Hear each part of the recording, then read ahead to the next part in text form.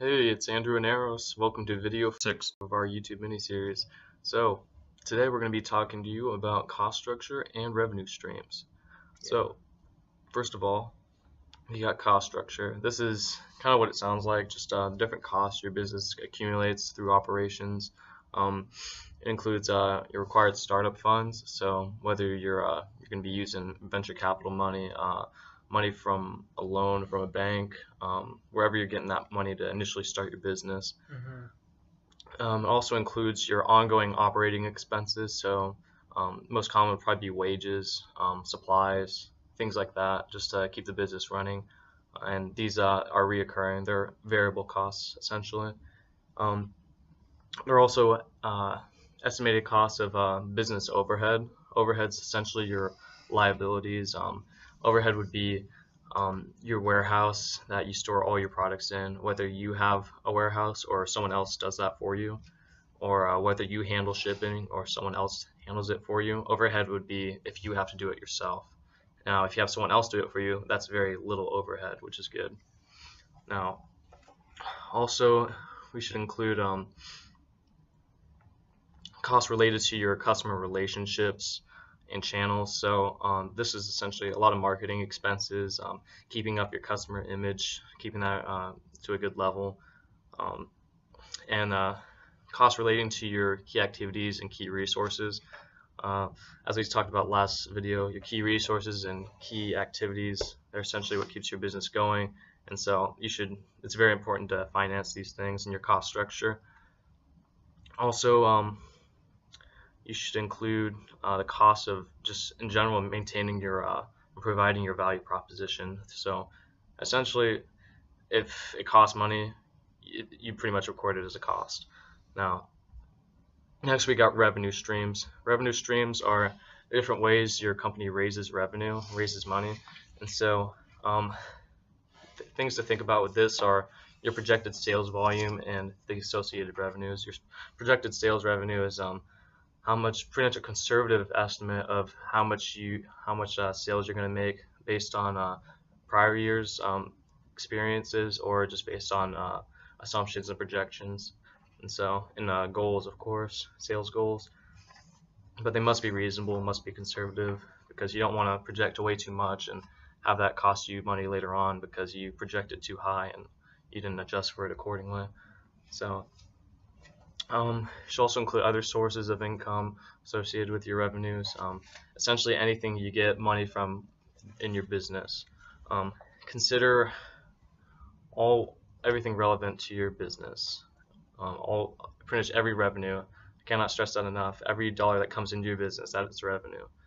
Now, based on these cost structure and your revenues, it's always good to put together a financial plan. A 3-year plan is always usually the standard for the business model canvas, projecting the business finances. And at the end of this analysis, you can pretty much just examine the financial viability of this business, if it's going to sustain itself, if you need more venture capital, if the business model actually works, if you're making enough money, things like that. And so essentially it's revenues. It's pretty much revenues minus costs, which equates to your profit.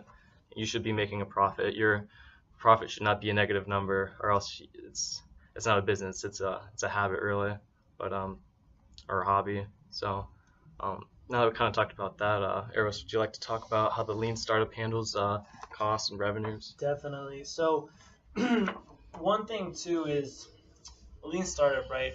We're considering the very beginning of the business. Now, if we were to reach this point in the company, you would be transitioning from your early company to a more mainstream market.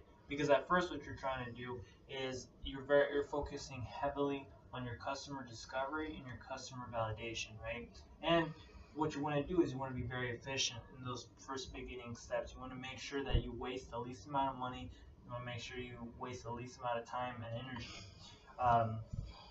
So when you meet this point, you have to have already validated data. You have to know who your customers are, what kind of market you're in, the lean startup method really emphasizes the importance of knowing your market. For example, there's the three market types. You've got your new market, you've got your existing market, and then you have resegmenting markets. So with a resegmented market, you have basically two types. You have one where you want to be the most affordable company, right?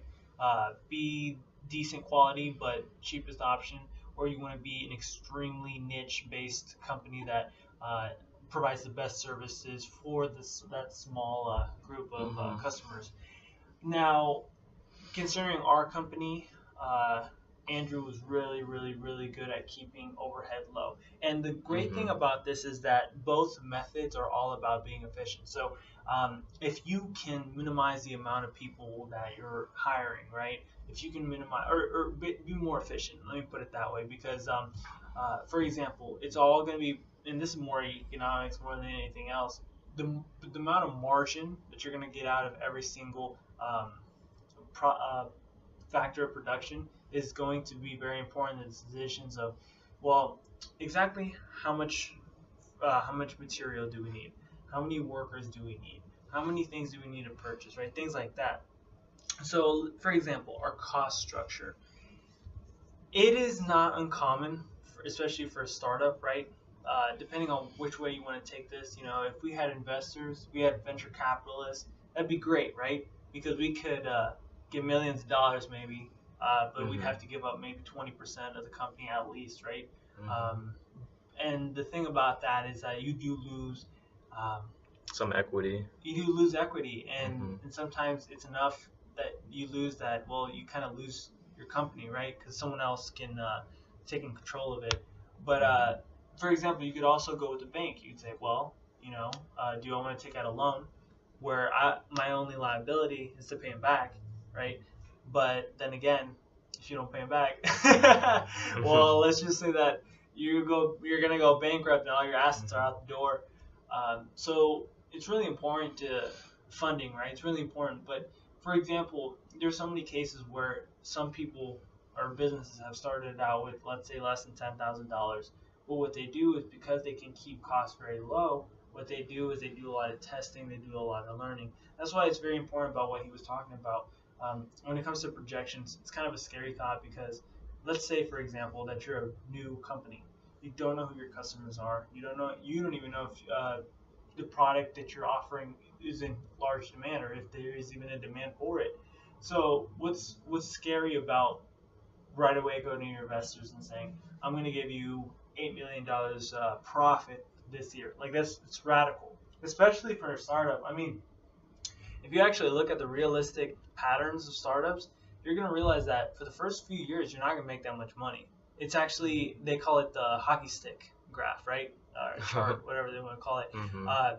Which you'll notice that you'll actually have like a very small increase, maybe between 1 to 4 years. Then on the 5th, 6th year, it starts building up, and by the 7th, so that's really important. It's really important to be realistic, like he was saying, because especially if you are a investor, I understand that you should be profit driven. I understand that every business is in business to make a profit, but your obsession with profit being immediate could actually deter your business strategy or your business value proposition, and you could actually lose out on an opportunity to be profitable, like right away. And especially if you're in a new market. I mean, in an established market, it's a bunch of products that are tried and true, right? You can be like, oh, well, this stuff sells, right? So once you get into the market, but the issue with that is you don't have that much of a competitive edge. You are just another company.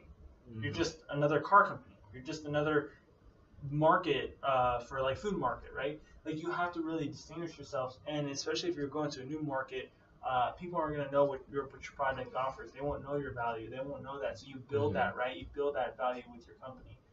So it's really important. Cost structure, if you're first starting out, keep it low. There's no reason to be spending lots of money. I mean, what was that? There was this one company called Boo.com. Remember that? Oh, Boo. Yeah. $800 billion, and they went bankrupt. All their investors out the door, right? So this is the way I see it. No reason to waste money when you don't even know if your profit's gonna sell, your product's gonna sell. Like that just seems like such a dumb thing to do. Like one advice that I see in the lean startup that I really like is when you first start, it's it's good to start with your own money. But let's just say that you have to borrow. Well, the great thing is if you have to borrow, let that be your kickoff, right? And let that be enough so you can make a few pivots, right? But once you start making revenue, try to see if you can be self-sustaining and you can actually run from the profit you're making, right? Pay off your debts and all that, so the equity is yours, right? So you own your company and you can take it to any way you want, right? And so by keeping costs like that, you're actually going to have a lot more power. Because think about it. Let's say you're an entrepreneur. You're owing already a bunch of money to investors or to the bank. You're not going to be able to concentrate on your company. You're going to be wanting to concentrate on how to make that money back and how to make your payments on time, right? It's going to be very distracting. So employee costs, same thing about cost structure.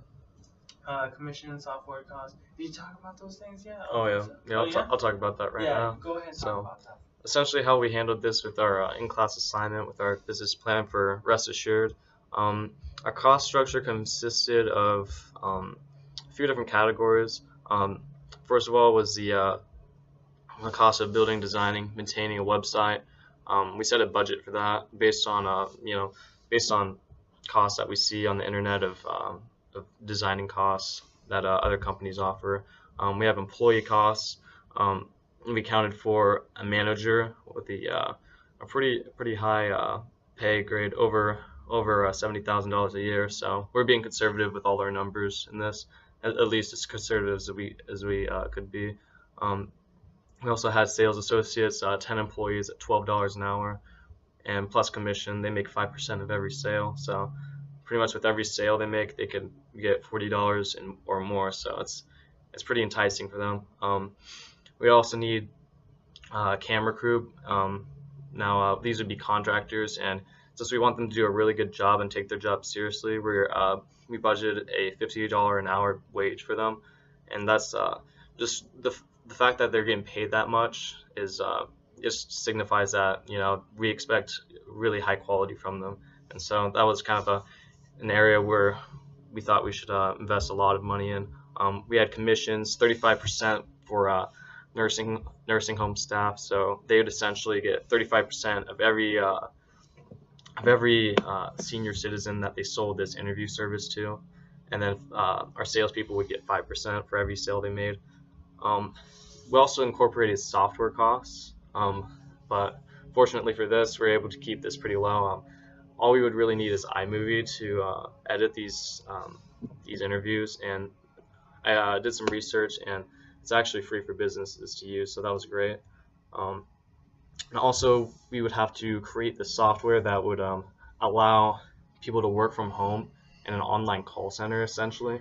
I found this website that already does this, and I estimated to build a similar website like this. It would cost around probably $500. That's at least our budget. That's probably pretty conservative, but it might end up being more or less. But that's our budget for that. We got equipment and supplies costs. Now we're able to keep this pretty low because essentially our workers are the camera crew. They supply this themselves. This is stuff they have on hand, so we don't have to pay anything for that.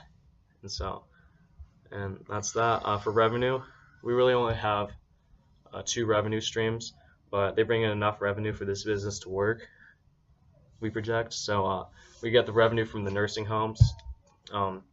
So for essentially every interview that's conducted, the elder that's getting interviewed would pay $120 an hour essentially. But the thing is, interviews are only about 20 to 30 minutes, so it's about $60 a person, which is reasonable for the quality we plan to present to them. And then revenue from educational institutions down the road. So if we accumulated some videos of the lifetime events of these seniors that they're in the Great Depression or fought in World War II or something like that, we could give them the videos would be put on a special database, and we could charge educational institutions $120 a year for a membership to access all these videos and just learn, instead of learning from the book in history class, learn from actual people who were there. And so in our projected sales volume, we assumed a conservative estimate because selling things can kind of be hard sometimes. So we estimated 1 sale per sales associate per hour. And so we assumed each associate to work 20 hours a week, and we assumed that 20 residents opt in per nursing home, which these are all pretty conservative estimates in my opinion, but you never really truly know until you actually try doing this. So that would be the way to truly come up with accurate numbers. But after all this, we projected this over the year. We did the math, and we came up with our first year revenue would be $4,992,000, and then every year after that would be just a few thousand more because we had those initial fixed costs, or the initial cost for creating software and whatnot. And then for costs would be, for the first year we added everything up, all the wages and benefits. We even added a bonus for the manager if he did a really good job, and things like that. And so we came up for the first year cost would be $272,000, and the every year after that would be a little less as well because of first year cost.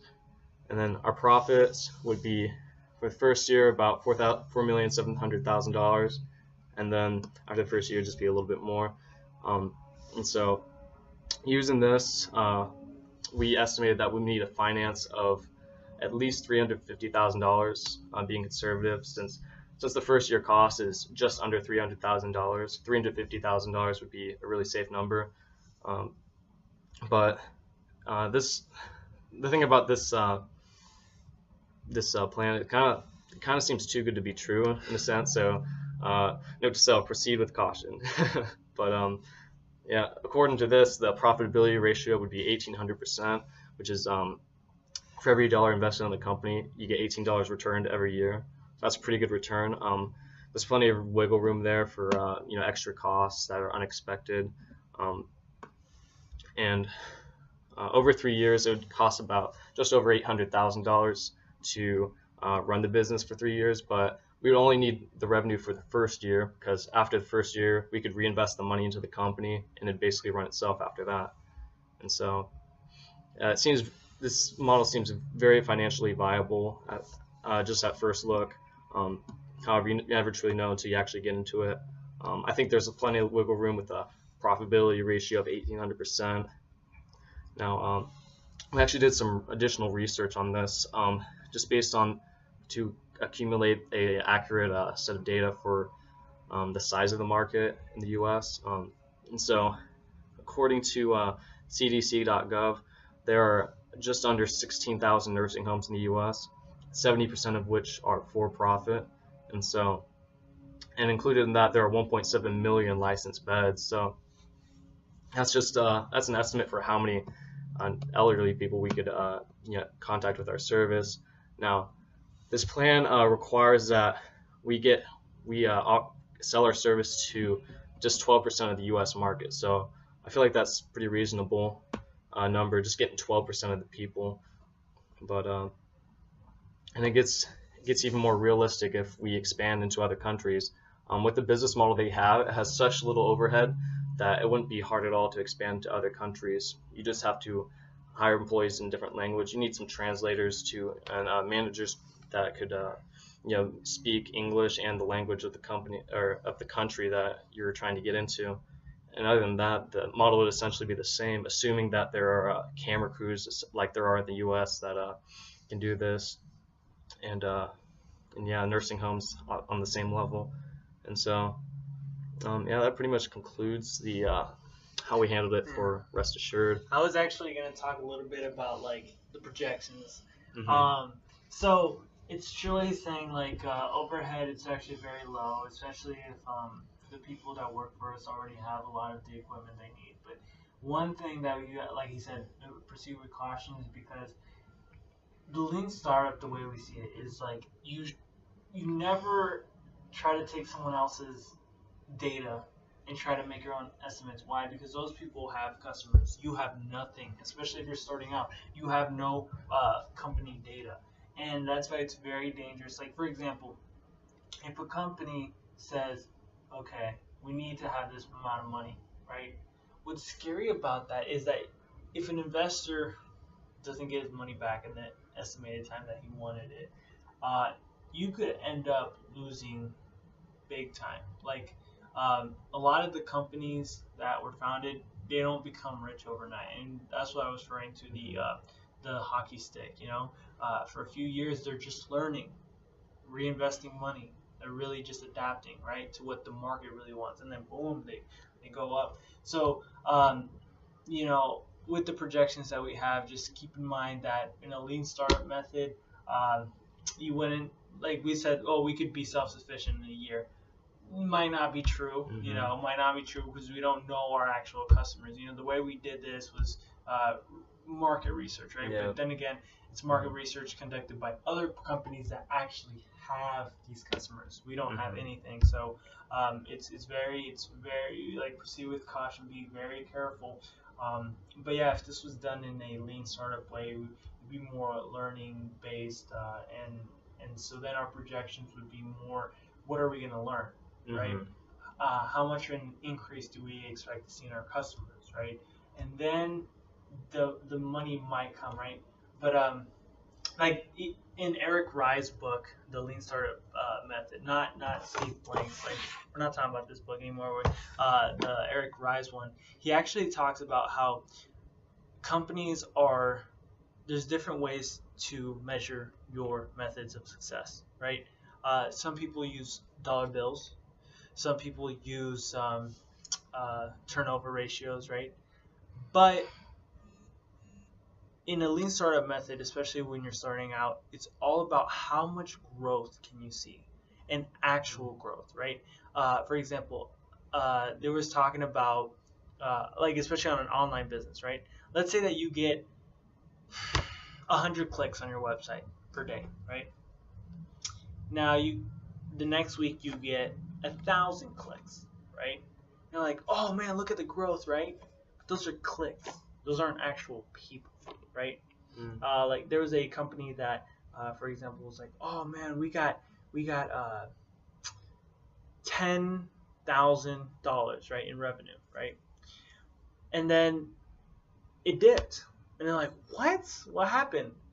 What they weren't realizing is that they were looking at their measures not through people, but through numbers of clicks, of more like patterns of activity. That's what they were using. But when you use people as numbers, actions as peoples, for example, how many people subscribe and how many people recommended their friends, that's an important number, because what's telling you is that people like your product, they like it so much they're willing to take the extra step and recommend it to your friends. Because you wouldn't recommend something lame to a friend, right? You'd be like, I just don't want to get embarrassed, right? That was actually the case for IMVU. It was a tech company for social networking in like an avatar world. Yeah, right? virtual reality, right? Almost social network. Yeah. And they didn't. The people that they brought in, they actually paid them to come in and test out their product, and people were like, it's okay, I guess. It's like, it's cool. And they're like, cool, sweet. Recommend it to your friends. And then they're like, oh, what? No way, dude, this is lame. I'm not going to show my friends. And so that really showed them that, dang, even though people's numbers were going up, and so like users, right, or not users, but like activities on numbers, right, they were using the wrong methods of measurement. So there's definitely different methods of measurement between more like an investor side, which I could see the business model canvas being, right, and then more like the startup where it's like, oh, how many customers are we getting, and how many of them like are telling their friends about us, how many people are actually committing to this, being loyal, being repeat customers, coming back, all that stuff. Now, so measurement's huge. So projections, I mean, they might actually be on numbers of like how much money we're going to make, but a lean startup might be like, you know what, we're going to see how much we can grow in company, how much we can grow with our customers. Like, that's really important. So that's a huge contradiction that I see, or difference between a lean startup. It's our ways of measurement. That's really interesting. Yeah, I think it's I think just making assumptions and coming up with the sales volume. I think it's good. It kind of gives you a an idea of how things are going to be, but you should not rely on it 100%. I think with both startup methods, you should especially proceed with caution and just kind of update it as you go. Like this is our projections, and maybe even go a step further. Just kind of making a minimal viable product. Just going out there, see how this would work, and see what consumers are actually willing to pay for something. And I think that'll give you a better idea of how things work. So no matter what startup method you use. Customer discovery and customer validation. I mean, the next step is getting ready to customer creation, and then finally you're doing your business company creation. So there's definitely steps to it. Make sure that you follow the steps. If not, you're going to get ahead of yourself. And if we're talking about overhead alone, just overhead, you're going to be wasting a lot more money, and your burn rate of cash is going to be a lot faster than if you were taking your time to learn and take careful steps and just say screw it, basically. Yeah. Oh yeah. So I think that pretty much wrapped things up for this video. So thanks for tuning in. I hope you learned a lot about cost structure and revenue streams. We'll be having one more video of our series, and that'll pretty much go over a summary of everything and a little bit about information systems. So stay tuned. Thanks for listening.